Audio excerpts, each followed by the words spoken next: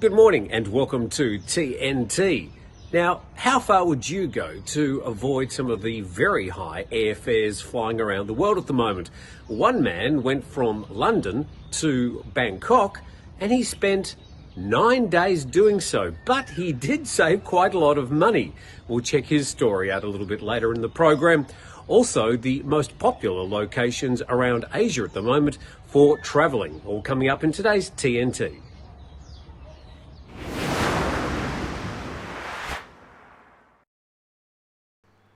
Thank you very much for dropping in today as we have our quick whip around from the Thai news cycle and also some of the major regional stories.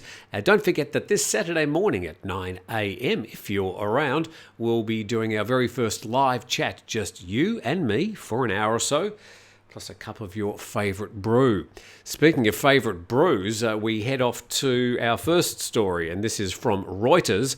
The headline, pot-smoking tourists not welcome in Thailand, says the health minister, digging in a little bit deeper, and he says, we don't welcome those kinds of tourists. Of course, this from Anutin, the public health minister. This follows, of course, the drug being largely decriminalised. I like the way that they include that in the headline there, largely decriminalised, because there's just been mass confusion ever since the particular law was enacted without any guidelines or safety measures put in place. So that is an ongoing story. But even though he said that to Reuters, if we go to another article, this from the Bangkok Post, Anutin open to more relaxed laws on pot. Well, of course he is. Anutin speculating that a new cannabis law has an opening that would allow for an amendment via a committee to legalise the recreational use in the future. So it seems he's sort of saying one thing to one media, another thing to another media. That story, as I've said, is completely ongoing. I also noticed that the event was called Meet the Press Cannabis Event. So Anutin still saying one thing to one media, saying another to another media. There still reigns total confusion on that particular story. Let's move on to our next story today. Nightlife eyes longer opening hours. This story also from the Bangkok Post. The government in talks on 4 a.m. closing times. And at the moment, the Tourism and Sports Minister says that Khao San Road has been selected as the only destination in Bangkok to potentially have the extended opening hours. Now, there'd be people down in Salom and Soy Cowboy, Soy Nana, who would be saying, what about us? Why just Khao San Road? But this is what the minister is saying. But he says that other provinces would have one or a few potential areas, but will first require public hearings with local communities before being included. So we're still waiting to find out what's going to happen with this proposed 4 a.m. closing times. Now, we need to remember that when it was 12 o'clock, they were open till 2. And when they said 2 o'clock, well, they're now open till 4, 5, 6 in the morning anyway. So what is this really going to do except make it official? It already happens, and I think the Thai government needs to sort of get in step with their rhetoric and make sure it matches the reality on the ground. Anyway, a lot of bars and clubs would be happy if officially they could stay open until 4 a.m. Might save a little bit of this and a few brown paper bags.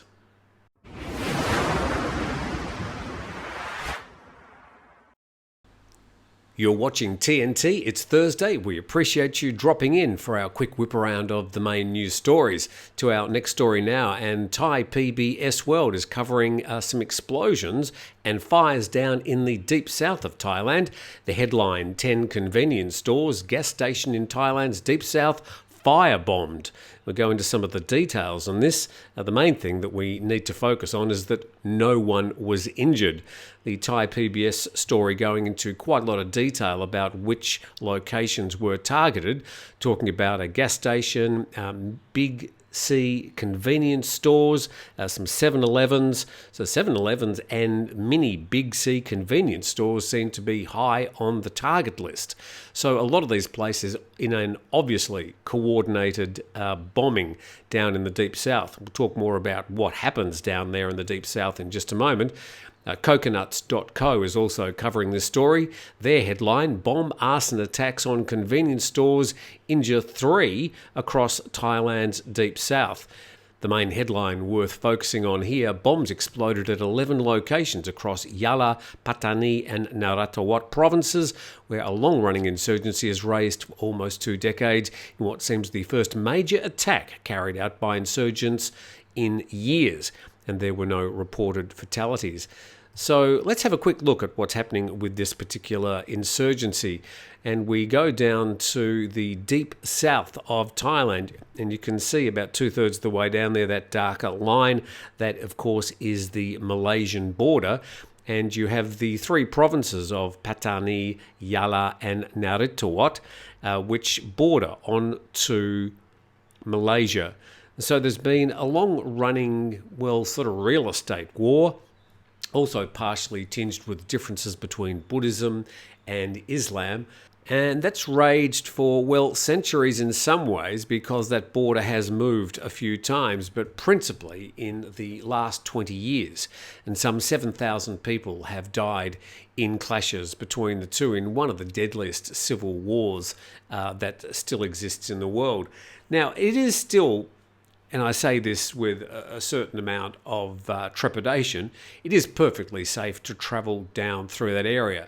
And the insurgencies and the locals have pretty much come to an unwritten deal that they won't target tourists or travellers on the main highways. So you can jump on a bus if you're doing a visa run and head down through the border there at Malaysia, and you will be perfectly safe.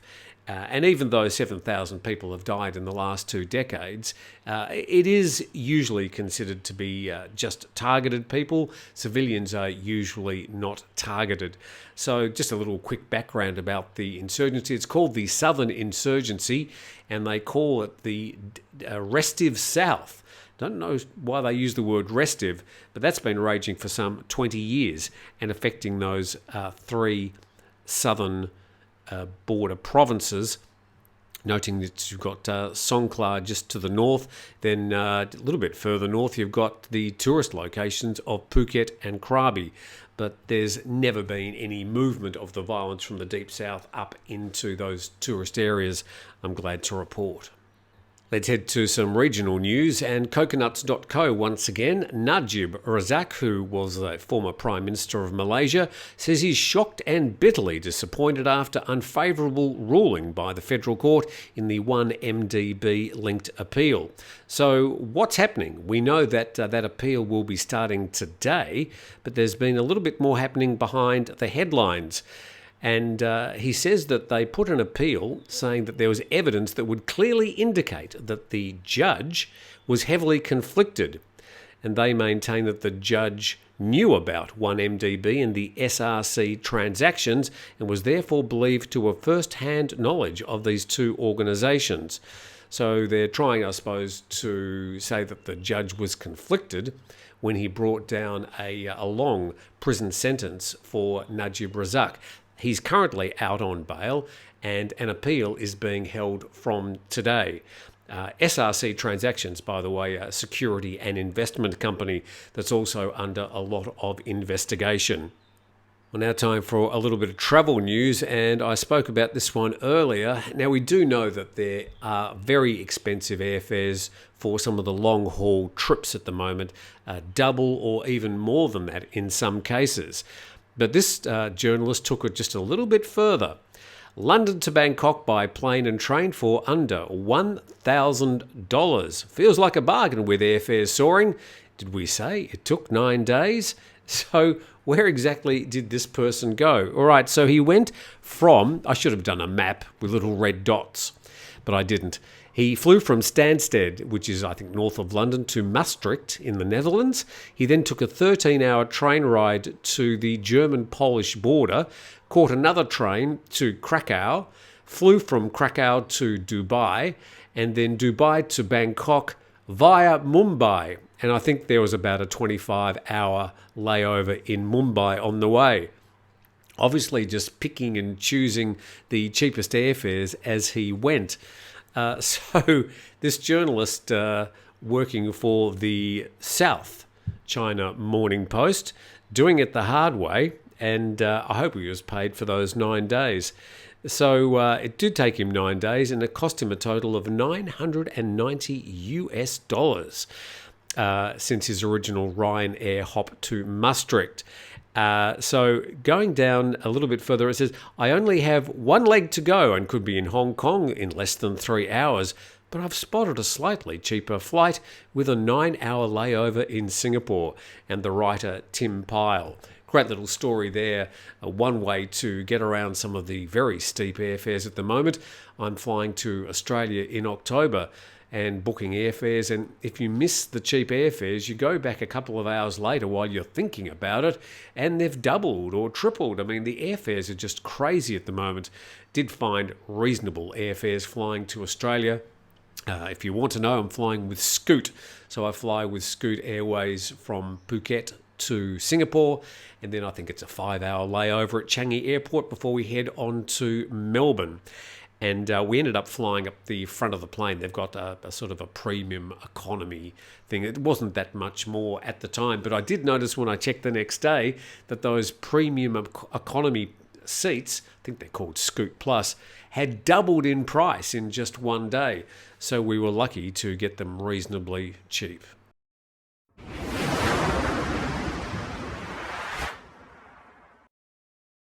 You're watching the TNT program. We do this 5 days a week, and on Saturdays we have a live program. So we hope to see you if you are available this Saturday around 9 a.m. Thai time. To some more travel news, and how is Thailand doing compared to regional tourism competitors? This from the Phuket Go website. And according to the figures published on the Trading Economics website, Thailand is leading the way in Asia as the number one traveller destination at this time. Vietnam, Singapore and Indonesia come in second, third and fourth. They're also starting to recover their tourism industries. So what are the actual numbers? Well, the publisher said they published the July and June numbers for Thailand, Cambodia, Hong Kong, South Korea, Indonesia, Japan, Malaysia, Philippines and Singapore, Vietnam there at the end. So interestingly, that particular story showing that Thailand is leading the way in not only Southeast Asia, but in Asia generally, with tourists returning. Well, not all tourists, of course. Let's say maybe 20% of them are people travelling for family reasons and, of course, business people. But Thailand, despite a bit of a late start, reopening after the COVID pandemic in the region, is sort of leading the way with tourists coming back. The article also notes that if you get the July figures, which are the current figures, showing that Thailand had some, 767,000 travellers during July, and you extrapolated that for the whole year, that would indicate around about 25% of the tourist numbers that arrived in Thailand back in 2019, the last full year we had before the COVID pandemic started. So Thailand on the way, some 25% of the tourists in July compared to the past. Still a long, long way to go though. Just a few final stories today, and we head to The Nation for a couple of headlines. APEC meeting attendees to get traditional Thai massage. Of course, we do have the big APEC meeting coming to Thailand in November. Leaders from the Asia-Pacific nations all flocking to Bangkok. And the Prime Minister, we noted last week, saying that we might even have a few days holiday.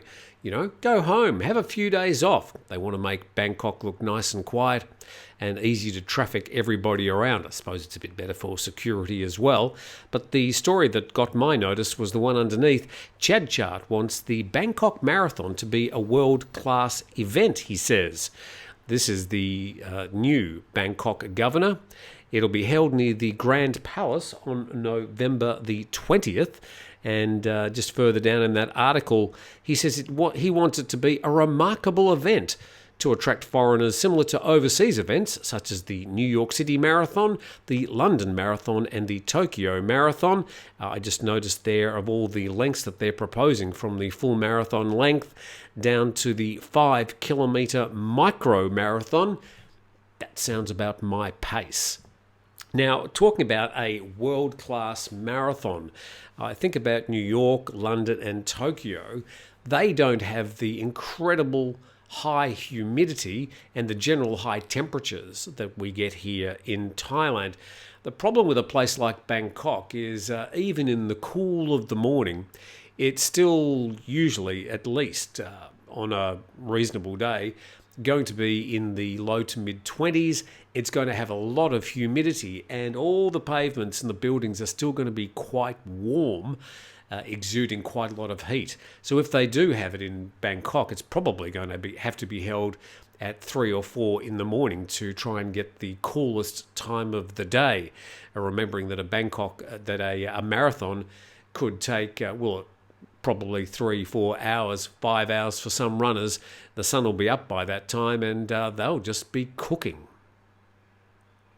So that's our quick march around some of the main stories from the region and Thailand today. Thank you very much for watching TNT.